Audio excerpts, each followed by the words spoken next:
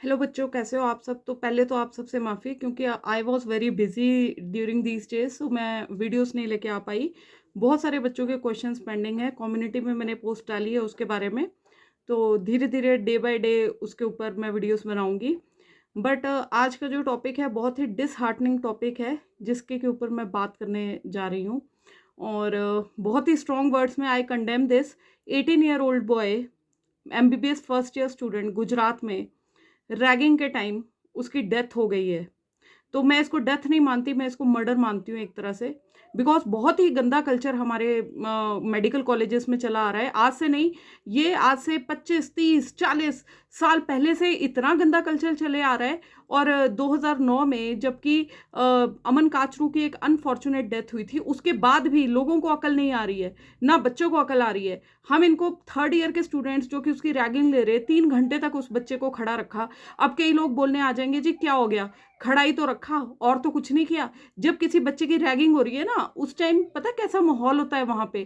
क्योंकि वो जो बैठे होते हैं ना दारू पी के, वो ऐसे ऐसे कमेंट्स पास आउट कर रहे होते हैं ना, तू हिल के दिखा दियो मुझे, हिला ना तो यहीं से मारूंगा, हिला ना तो तू मर्द का बच्चा नहीं है, हिला ना साले तेरी ये फट गई है, वो फट गई है, तेरे में खून नहीं है, ये नहीं है, वो नहीं है, ये क्या करेगा, लड़कियों को कैसे पटाएगा, फलाना क्या करेगा, तेरे से तो खड़ा नहीं हुआ जा रहा है। ऐसे गंदे गंदे भद्दे भद्दे कमेंट्स होते हैं ना। और अगर बच्चा हल्का सा इतने टाइम तक 3 3 घंटे तक आप खड़े रह रहे हो सकता है बच्चे की कैपेसिटी कम हो, आप सिनकोप में चले जाते हो। सिनकोप कब होता है, मेडिकल टर्मिनोलॉजी यही है, ठीक है, जबकि ब्लड फ्लो आपका ना रिस्ट्रिक्टेड रह जाता है, तब सिनकोप होता है। बच्चे को इतनी देर तक आपने डरा धमका के खड़ा हुआ, अल्टीमेटली वो अनकॉन्शियस हो गया। उसके बाद जब अनकॉन्शियस होके गिरा भी होगा, हो सकता है जब वो नीचे गिरा अनकॉन्शियस होके फेंट हुआ होगा, सिनकोप आया होगा, तो जब वो नीचे गिरा है, क्या पता उसका सिर कहाँ पे टकराया है। और हमारे सिस्टम की बहुत बड़ी नाकामी है ये। Instead of framing so much anti ragging committees and all, कि बच्चे इतने, मेरे पास इतने बच्चों के ना मैसेजेस आ रहे होते हैं कि ma'am 3rd drop 4th drop 5th drop, कहीं उनका 6 6 ड्रॉप्स में भी हो रहा है। इस चीज़ के लिए जा रहे हैं बच्चे क्या, कि वहां पे आप जाके उनको इतना रैक कर दोगे और वो फिर मतलब they should lose their life. मतलब डू पेरेंट्स डिजर्व दिस, या do students deserve this. MBBS में आप सबको पता है कि कितनी मेहनत करके आप जाते हो, और ये अलग ही कल्चर चला हुआ है। ये लड़कों को, मेरे को नहीं समझ आता बेटा, अगर आपके साथ किसी ने की है तो जरूरी है कि आपने भी बदले लेने हैं वहां पे जाके।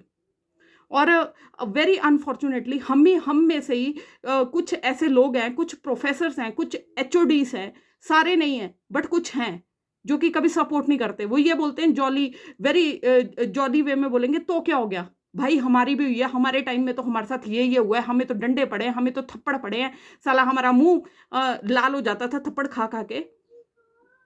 मतलब आपके टाइम में हुई हैं चीजें, आपके टाइम में फोन होते थे, आपके टाइम में स्मार्टफोन होते थे, आज हर एक बंदा स्मार्टफोन लेके घूम रहा है।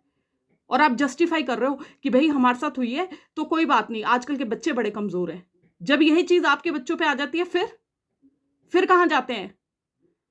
तो भैया ये एक सोसाइटी है, यहाँ पे अगर किसी को रहना है ना, तो सभी को एक ह्यूमन बीइंग की तरह रहना पड़ेगा। अगर आप एनिमल बन रहे हो इसमें, तो फिर भैया, तो फिर उस चीज को ना, वो ऐसे मत, आंखें अगर आप बंद करके बैठोगे ना, तो वो कल चीज आपके साथ भी हो सकती है।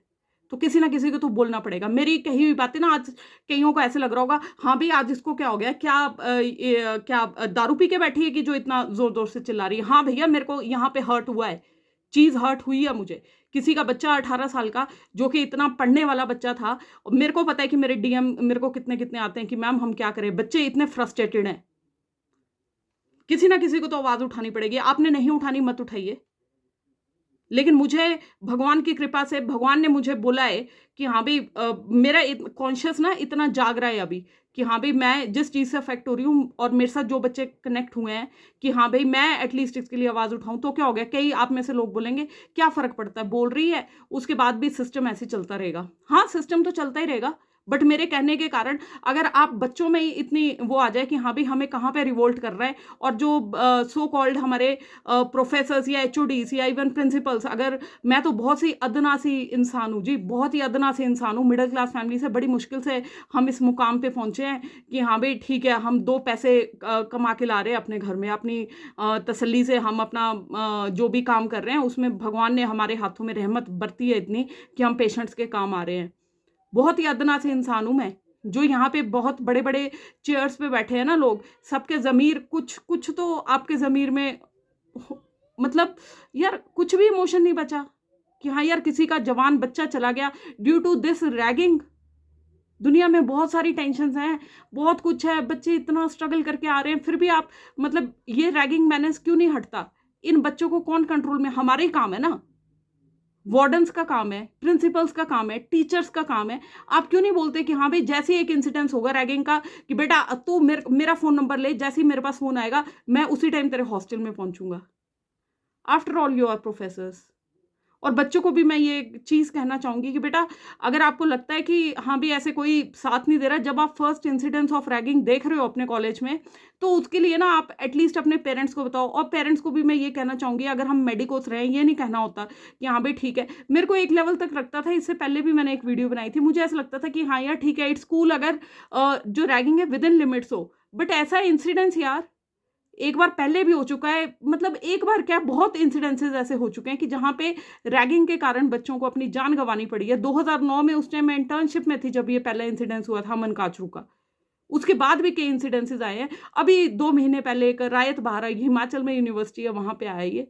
Students don't deserve it, because बहुत हार्ड वर्क के बाद ना एक बच्चा एमबीबीएस सीट क्रैक करता है। मैंने खुद मेहनत की हुई है, मुझे पता है जब 3-4 नंबरों से आप एमबीबीएस से छूटते हो कैसा लगता है। और इतनी मेहनत करने के बाद जब आप उस मुकाम पे पहुंचते हो और सीनियर्स आपको रैक कर रहे हैं, आप उनको रिवोल्ट भी करना चाहते हो, बट आप नहीं बोल पाते हो, क्योंकि उस टाइम एक सारे लोग ना गैंग अप हो गए होते हैं, 10-15 लोग एक कमरे में जाके रजाइयों में बैठ के वहां पे दारू के सुट्टे और दारूबाजी करके सुट्टे लगा के वहां पे अपनी फ्रस्ट्रेशन निकाल रहे हैं कि हाँ भाई कईयों को रिजेक्शन का डर है, कईयों को इस चीज का डर होता है कि भाई हमसे हुआ है तो हमने भी इन लोगों को रैक करना है। और बेचारे जूनियर्स, उनके पास तो कोई स्कोप है नहीं क्योंकि उनको डरा दिया जाता है। बहुत सारी चीजें होती हैं। तो मेंटल ट्रॉमा ना बेटा, जिस चीज से आप लोग इतना फाइट करने के बाद जब आप वहां जा रहे हो ना, तो बेटा अगर कोई आपका साथ नहीं दे रहा, you should stand for your self. And parents also please understand, it's high time कि आप सबको यूनाइट करना पड़ेगा एक लेवल पे। ये चीजें ऐसे नहीं रुकने वाली हैं। इवन टीचर्स, प्रोफेसर्स, हमारे प्रिंसिपल्स, सबको यूनाइट करना पड़ेगा। Ragging is a menace, please stop it, please stop it. बाकी भगवान सबको सद्बुद्धि दे, मेरी भगवान से यही प्रार्थना है, एंड भगवान सबका भला करे। Hope this video reaches out to maximum people, and hope मेरी तरह बाकियों का भी जमीर जागे, किसी के मन से आवाज आए कि भाई हो क्या रहा है हमारे समाज में, हम किस तरफ को जा रहे हैं। अगर आप में बेटरमेंट है ना, इतना ही टेस्टोस्टेरोन पड़ा है भैया, उसको अच्छी जगह पे लगा लो, ना कि दूसरों को रैक करने में, ताकि आप किसी और को इतना टॉर्चर कर रहे हो। आप लोगों का ज़मीर आपको ज़िंदगी भर जीने देगा क्या? बाकी मेरे को कुछ नहीं कहना। भगवान सबका भला करे। हर हर महादेव, जय श्री राम। गुड लक बच्चों।